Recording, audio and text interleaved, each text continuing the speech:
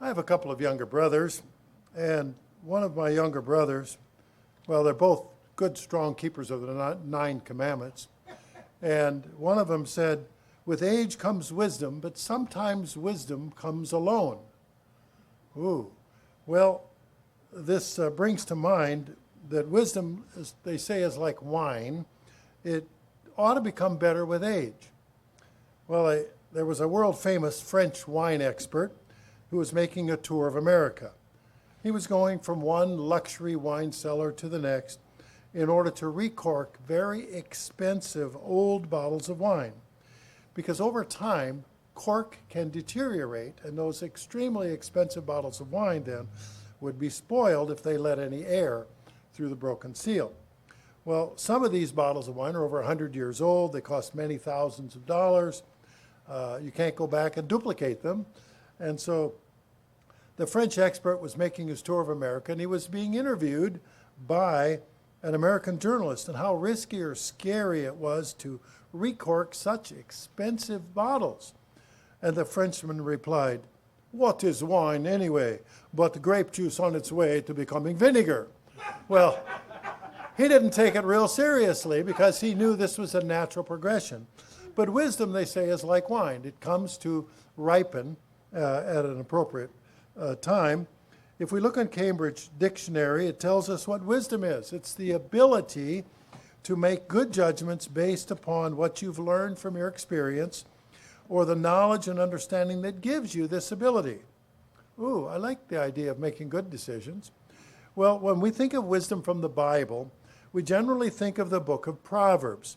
So today we're going to anchor around Proverbs 30, starting in verse 24, and I've entitled this message, How to Be Exceedingly Wise. How to be exceedingly wise. So if we turn to Proverbs 30 and verse 24, we read something that's easy to look right over the top of. Proverbs 30, verse 24, there are 4 things which are little on the earth, but they are exceedingly wise. Now, I find it interesting that the word exceedingly is used to describe, in this case, wisdom. Not just a regular portion of wisdom, but a whole lot of wisdom. And I suppose regular wisdom would be something like, don't put your hand on a hot stove. And most of us gain that wisdom early in life. Or perhaps wisdom would be, watch where you're going. And most of us have learned we can get hurt and suffer pain if we bump into things or fall down. In Proverbs 14 and verse 6, and keep your a note back in Proverbs 30, we're going to come back to it.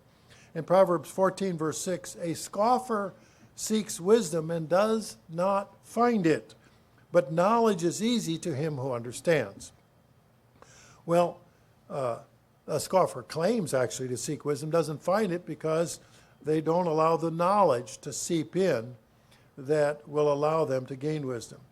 Now we have in 2 Chronicles, starting in chapter 1, it's 2 Chronicles 1 and verse 7, we have the explanation of how Solomon asked for wisdom, and then he actually pursued wisdom.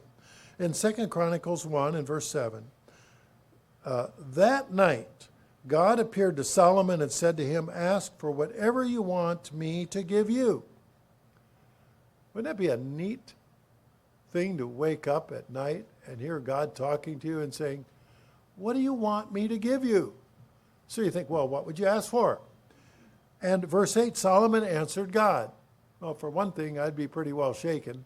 But Solomon answered God, you have shown great kindness to David, my father, and have made me king in his place.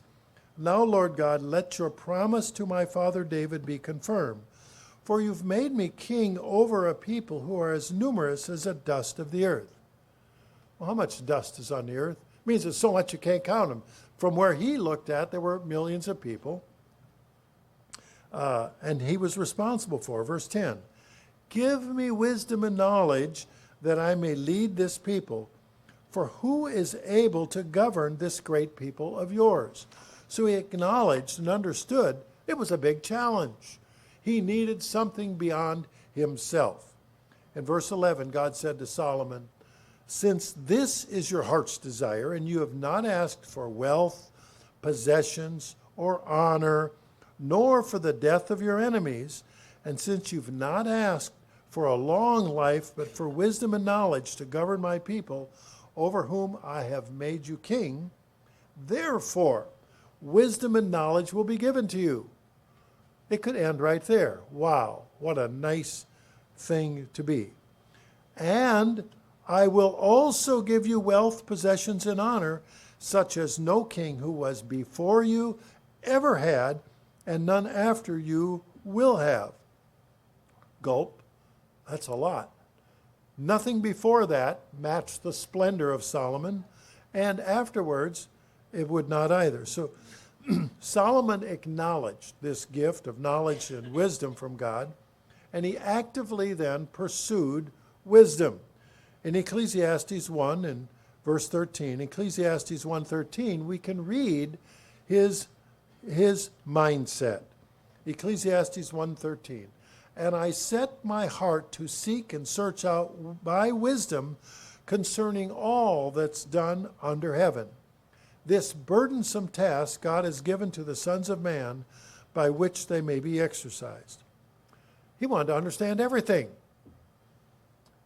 Did you ever have a 3 or a 4-year-old kid in the house and they constantly said, why? I'd like you to do X, Y, or Z. Why? What do you, and they constantly ask. And that's a test there. What are they trying to gain? Knowledge and by osmosis wisdom.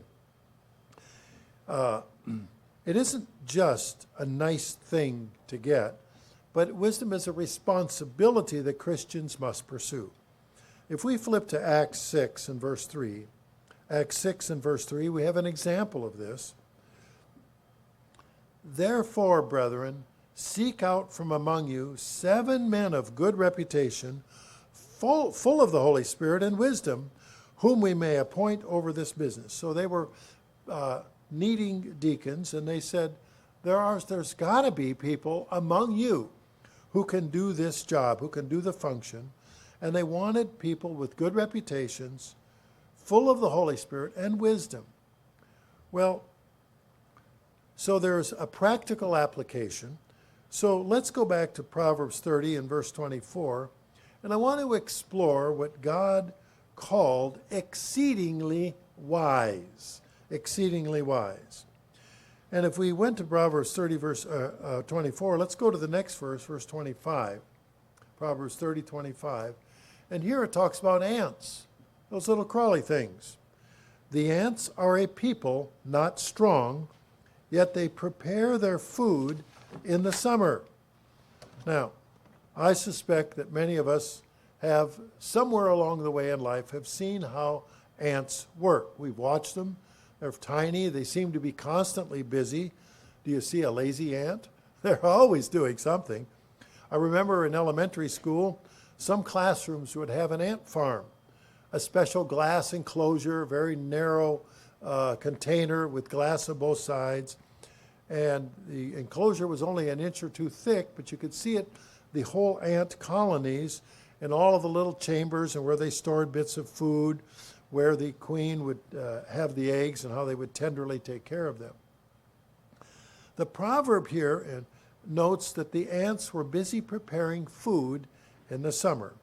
The ants could simply relax and enjoy the warmth and the produce of the summer, yet the tiny ants prepared for the future, for such a time when it wouldn't be warm and when food would not be plentiful. Perhaps some of you have read the book entitled Aesop's Fables. The book is about a collection of stories attributed to a Greek slave and a storyteller named Aesop from about 600 BC. Each of the stories in Aesop's Fables has a moral or a principle at the end of the story. And one particular story is entitled The Ant and the Grasshopper. And the fable describes how the diligent ant worked during the summer to prepare food for the winter. But then a hungry, lazy grasshopper begs for food when winter comes, and the ant refuses the grasshopper. The situation sums up moral lessons about the virtues of hard work and planning for the future. I know as a young man, I recalled I had a failure to plan ahead, and it caused a serious problem for me.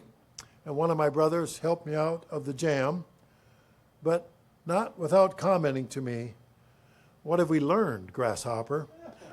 Gulp. Well, in other words, if you go through the hard stuff, but if you're going to be a grasshopper, you probably had best learn and be more diligent like the ant next time. Now, the ant was busy doing what was important, making good decisions today to enjoy a better tomorrow.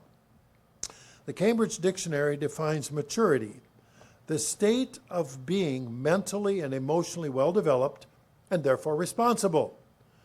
Maturity is also defined as the ability to recognize the benefits of delayed gratification.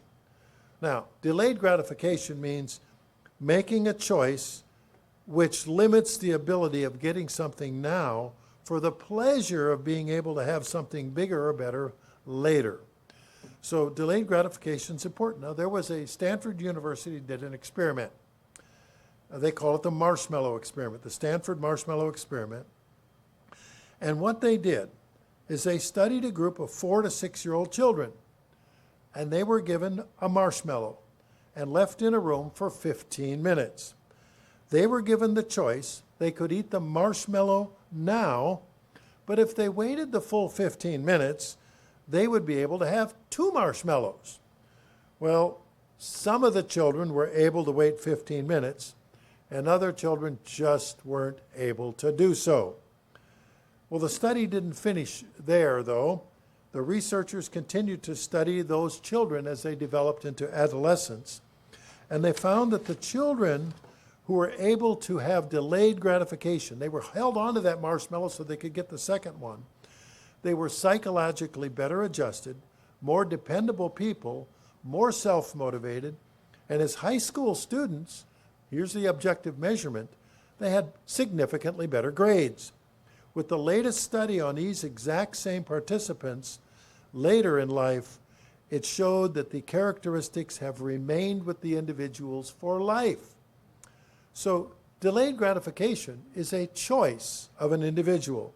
You can choose to have something now, or you can choose to have something bigger or better at a later time. Delayed gratification improves our willpower and helps us to reach our long-term goals faster. So let's look back now at the lesson of the ant. What did the ant do? They practiced the principle of delayed gratification, getting important things done today so they can enjoy a more comfortable future. That was Proverbs 30, verse 25. Now let's go to Proverbs 30, verse 26. And this is about the badger. The badger. In Proverbs 30, verse 26, the rock badgers are a feeble folk, yet they make their homes in the crags. Now, to me, it seemed like an impossible task to make a home in a pile of rocks. Yet the badger was able to make his home where other creatures could not. The badger digs on the rocks and finds a home, a defensible home that serves to protect its young. Now, badgers don't have strong arms and legs, so they can't lift and move the rocks, but they search for open spaces among the rocks, and they use their feeble strength to dig the dirt out from between or among the rocks. As a boy on the farm, I would come across a hole in the ground where some creature will have dug a tunnel down into a den. And sometimes the hole was near a pile of rocks. Now, I grew up on a farm in Minnesota, and farmers would pick up the rocks that were in the field, and they would pile them on the edge of the field. And under the rock pile made a convenient place for badgers to dig a hole, and they were protected because nobody else was going to dig a hole through the rock pile. They dug under it. And while there's badgers in Minnesota where I grew up, the neighboring state of Wisconsin is well known for its badgers. In fact, the nickname for the state of Wisconsin is the Badger State. In the 1820s, iron ore miners, and of course northern Michigan has a lot of iron ore, as does northern Minnesota, but the iron ore miners, they dug holes in the sides of hills to remove the iron ore. And those many holes in the rocky hills reminded people of badger holes, and hence Wisconsin became the Badger State. Well, what's the lesson we're to learn from this badger? The lesson of the badger is they find opportunities where others cannot. and then they establish their own security or safety by taking advantage of what other people see as obstacles. So the badger has a different lesson than what we've learned from the ant. The ant, we learned delayed gratification, and the badger to find opportunities where others cannot. The third animal here in Proverbs 30, starting in verse 27, are the locusts. In Proverbs 30, verse 27, the locusts have no king, yet they all advance in ranks. Now, locusts are flying, jumping, crawling creatures similar to a grasshopper. In the summertime, during grain harvest season, grasshoppers somehow knew that the grain was ready to harvest. And as a boy, I suppose I was 5 or 6 years old, went along with my dad. We're harvesting oats on the nearby neighbor's farm. And so I rode along with him. I didn't know it at the time. He was getting me out of the house to make my mother's life easier. But I only learned that as a parent later, many years. So I'm going along with him, riding in the grain box, harvesting oats. And the old neighbor, when they unloaded the oats, he would be going through the oats that were coming out and picking out the grasshoppers and putting them in a quart jar. And I'm just a little kid. I'm going, Dad, why is he picking out the grasshoppers? I couldn't think of an earthly reason why this old man, probably younger than I am now, would be picking out grasshoppers. And my dad explained it simply. He's going to use the grasshoppers as bait for fishing. Oh, well, the grasshoppers were important, but they came around during grain harvest season. Now, it was during the Great Depression in the 1930s. There was a terrible drought in the Midwest.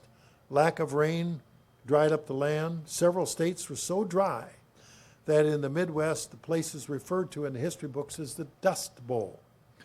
Not only was there a lack of rain, the crops that did grow were eaten up by swarms and clouds of grasshoppers. My dad was telling me that the grasshoppers ate every green thing in its path.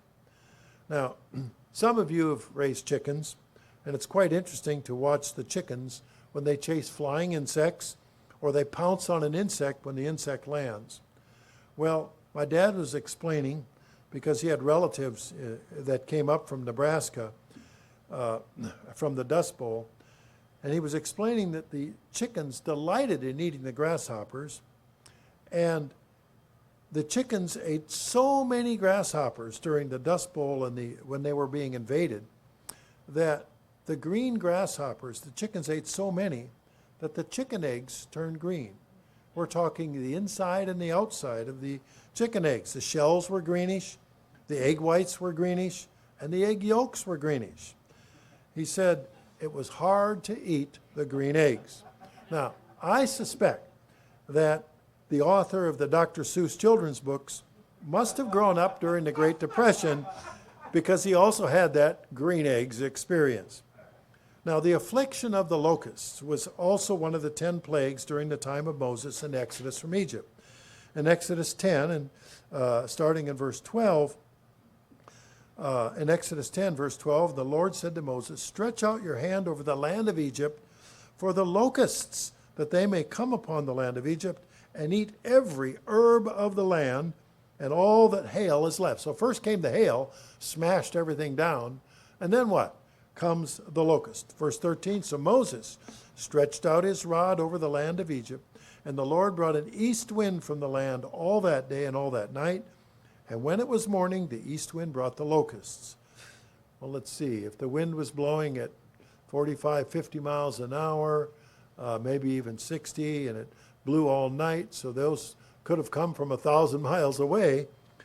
When it was morning, the east wind brought the locusts, and the locust went up all over all the land of Egypt and rested on the territory of Egypt. They were very severe. Previously, there had not been such locusts, nor nor shall there be ever after them. Well, that's a lot of locusts. Now, the locusts came in swarms or clouds, riding the wind, and they ate every green thing in front of them. And then again, they were later carried away by the wind. I remember my dad was telling me about the grasshoppers in Oklahoma. There were so many and Kansas and Nebraska, so many, it would kind of darken out the sun. It was just big, huge clouds of them. Well, if it was worse then, you can really imagine how bad they were.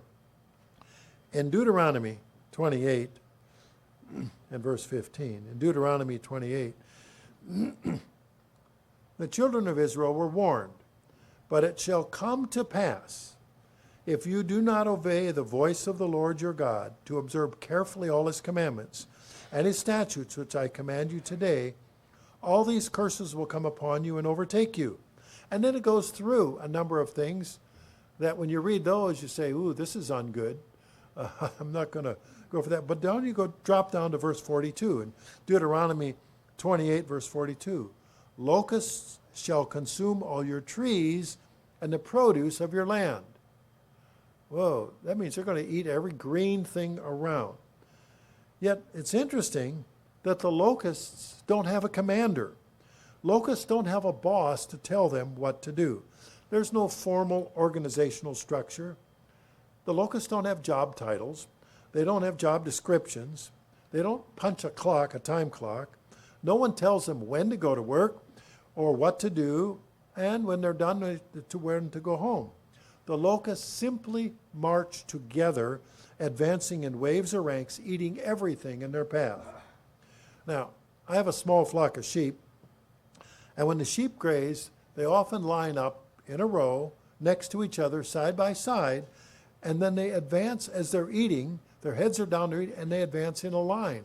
It's really quite remarkable to see that they chew the grass like a lawnmower as they're moving along.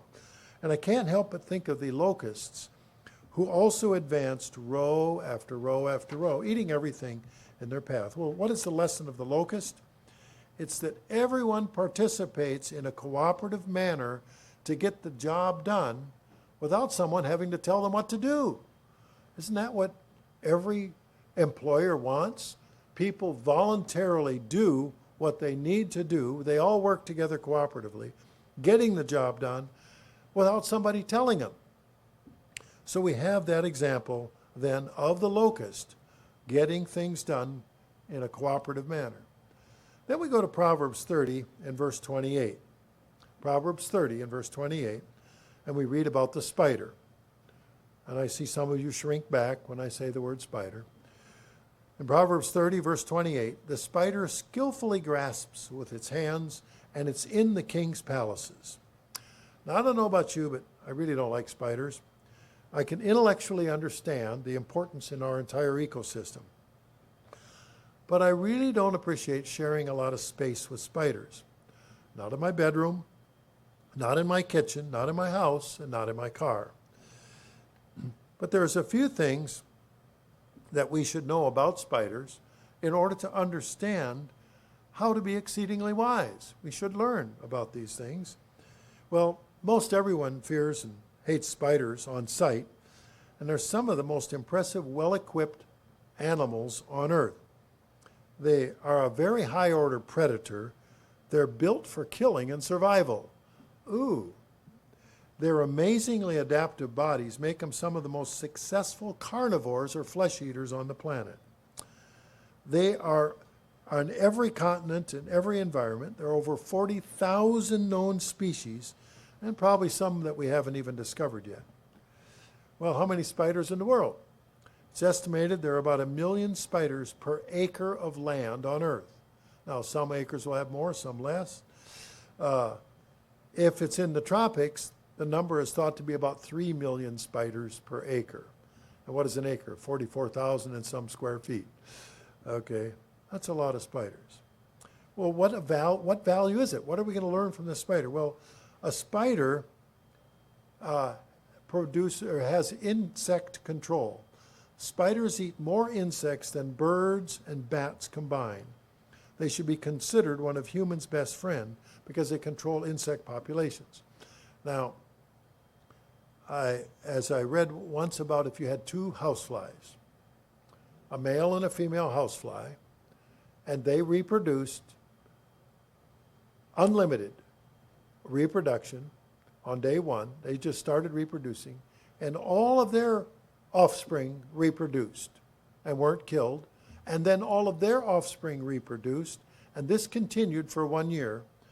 The question is then, doing the math, how many houseflies would you have at the end of 1 year if nothing ever ate or killed any of those houseflies? And the mathematicians did the math, and they calculated that one pair of houseflies, if left unfettered and they reproduced freely, would cover the earth 4.5 feet deep. Well, so there are natural predators for insects, and that includes the spiders. Now, some spiders use silk to trap their prey. That's they protect their young. They build nests. I know that when you have a spider web, I know that my chicken barn door, there's always a spider web in the door. And if I open the door and it swings inwards, that I better clear it out before I try to go in. I'm going to have a face full of spider web. Or as they say, if you ever want to take a video of somebody doing karate practice, just watch where some unassuming person walks into a spider web and they're acting in every direction, just trying to, because nobody wants a spider to be crawling on them. Some spiders, they're able to, that don't spin a traditional web. They have a sticky blob on the end of a silk line. They call it a bolus. And they attract their prey, like a moth or a fly, with scent, pheromones. And they lure their victim, and it's like swinging a rope. But on the end of the rope is a sticky blob. And then they nail that fly or insect, and then they draw it in. Sort of like a fisherman casting out his line and then pulling it in. Indeed, some spiders are actually fishing. They fish. This was new to me. There are 109 arachnid or spider families that catch and consume small fish. This is not comforting to me about getting into the water with these kinds of creatures. 18 species can catch fish. Some can swim, dive, and some I've seen walk on the surface of the water. There's a certain surface tension they can run across. And indeed, there are a few spiders that can swim underwater. And they can submerge for 20 minutes to an hour. They kind of create a diving air belt that they can continue to breathe. Some spiders use hydraulic power. You know, when you see a backhoe and a tractor digging out earth and such, and they use hydraulic power to that articulating arm, they use that same kind of hydraulic power, fluid in their system, pumps into their legs and allows them to expand their leg muscles rapidly so they can jump and fling themselves in a far direction. And then spiders have multiple pairs of eyes. It's not just your mother with the eyes in the back of her head. It's the spiders that can look in many directions. Now, most spiders look through the world by the sense of touch. Call it tactile sensation. But they're covered with these tiny little hairs over their body, so they're very sensitive, and they can sense sound vibrations.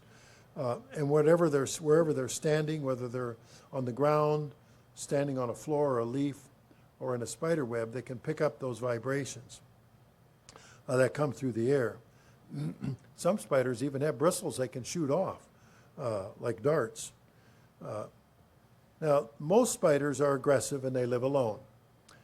But there are about 40 species of spiders that have societies. Like ants and bees, they're social. They have groups. And most of the social spiders live in the tropical regions of the world, where there are lots and lots of spiders. And they have colonies, and sometimes these colonies are big enough to take down birds and bats and other large insects. Another reason not to spend too much time there unless you're prepared.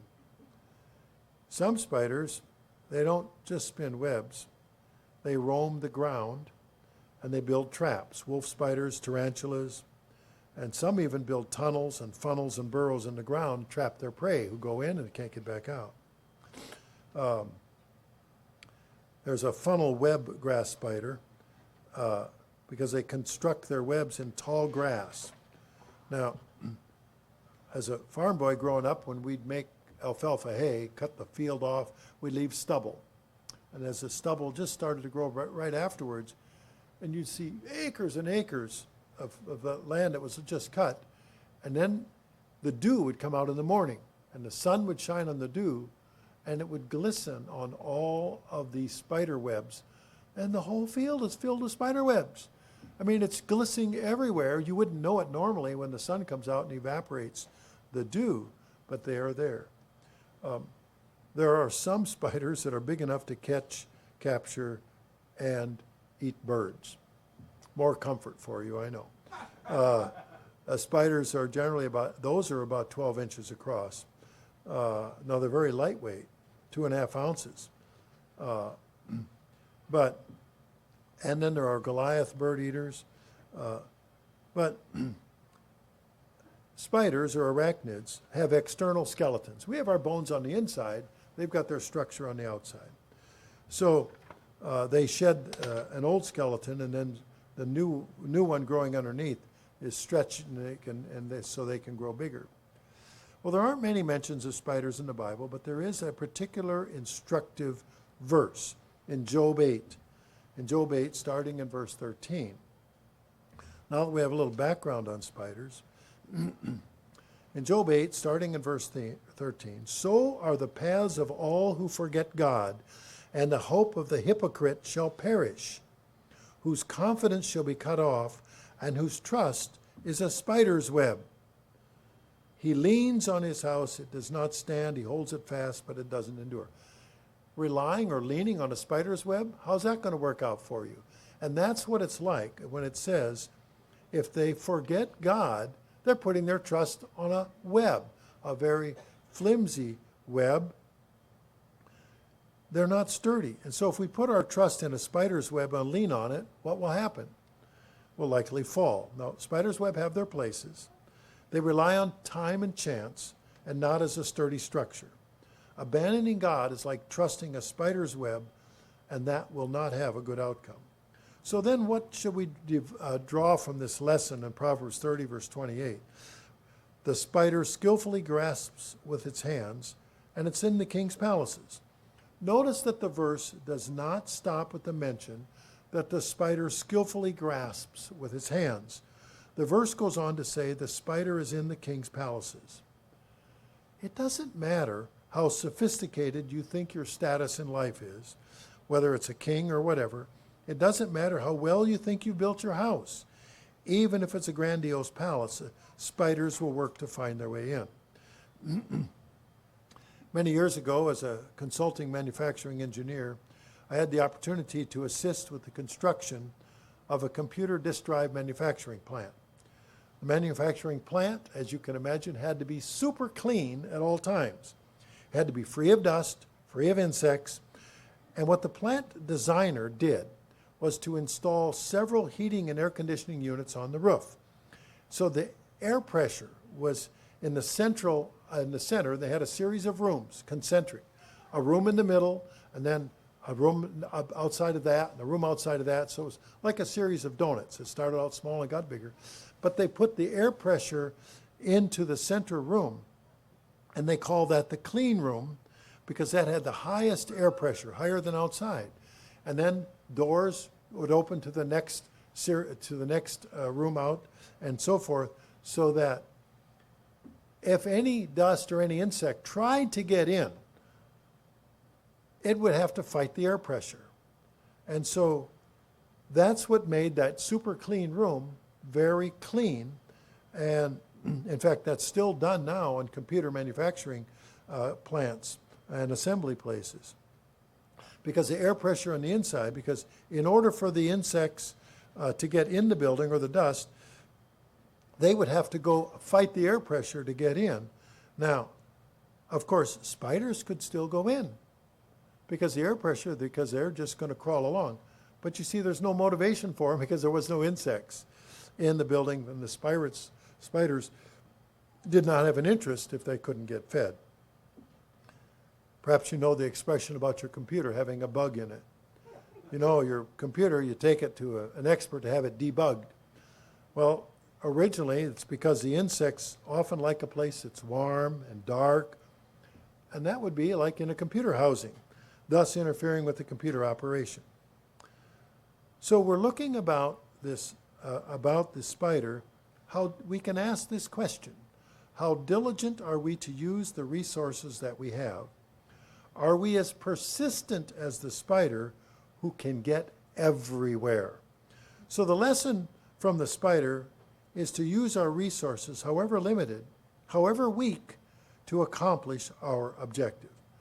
So when we read in Proverbs 30, God gives us 4 scriptural examples of what is exceedingly wise. Proverbs 30, verse 24, there are 4 things which are little on the earth. Wouldn't think much of it because they're small, generally inconsequential. But they are exceedingly wise. Not a little bit wise, but extraordinarily wise. Verse 25, the ants are a people not strong, yet to prepare their food in the summer. You see, the lesson from the ant is that they practice the principle of delayed gratification, getting important things done today so they can enjoy a more comfortable future. That's one of the 4 components here to wisdom. Verse 26, the rock badgers are a feeble folk, that they make their homes in crags. Well, the lesson of the badger is that they find opportunities where others cannot, and then they establish their own security or safety by taking advantage of what others see as obstacles. Verse 27, the locusts have no king, yet they all advance in ranks. Well, the lesson of the locust is that everyone participates in a cooperative manner to get the job done without someone telling them what to do. And that's one thing I just love about the church, no matter where I go, is that people are jumping in to do things, don't have to be told. They jump in and want to have that same objective of making things happen. Verse 28, the spider skillfully grasps with its hands, and it's in the king's palaces. So the lesson from the spider is to use our resources, however limited, to go wherever we need to do whatever we have to do to accomplish our objective. Well, it's our Christian responsibility to learn wisdom and to make the most of what God has given to us. And God has provided the examples from Scripture that can help us to understand what it means to be exceedingly wise, and those examples are from what he calls the little things on earth. So as we read through Proverbs 30, we can follow that example of Proverbs 30 about those 4 little things and learn how to be exceedingly wise.